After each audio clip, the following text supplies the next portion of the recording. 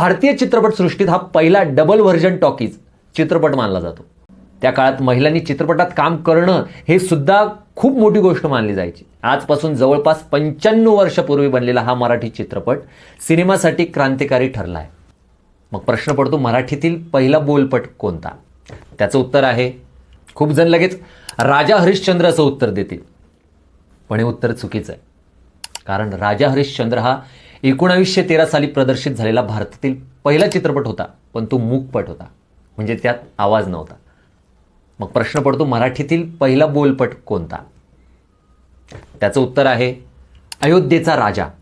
हा चित्रपट साल 1932 रोजी प्रदर्शित झाला आणि मराठी चित्रपटसृष्टीत एक नवा इतिहास घडला. विशेष म्हणजे भारतातील पहिला बोलपट आलमारा 1931 साली आला होता. त्यानंतर अवघ्या एका वर्षात मराठीतील पहिला बोलपट प्रेक्षकांसमोर आला. अयोध्येचा राजा या चित्रपटाचे दिग्दर्शन केले होते मराठी चित्रपटसृष्टीतील दिग्गज दिग्दर्शक व्ही शांताराम यांनी. हा चित्रपट प्रसिद्ध प्रभात फिल्म कंपनीने निर्मित केला होता. या चित्रपटाची मूळ कथा राजा हरिश्चंद्र यांच्या जीवनावर आधारित होती.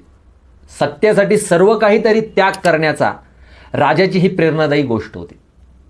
या चित्रपटात हरिश्चंद्र यांची भूमिका साकारली आहे गोविंदराव टेंबे यांनी, तर तारामतीची भूमिका साकारली आहे दुर्गा खोटे यांनी. त्या काळात महिलांनी चित्रपटात काम करणं हे सुद्धा खूप मोठी गोष्ट मानली जायची. आणखीन एक आश्चर्याची गोष्ट म्हणजे हा चित्रपट एकाच वेळी मराठी आणि हिंदी अशा 2 भाषांमध्ये तयार करण्यात आला होता. हिंदी आवृत्तीचे नाव होते अयोध्या का राजा.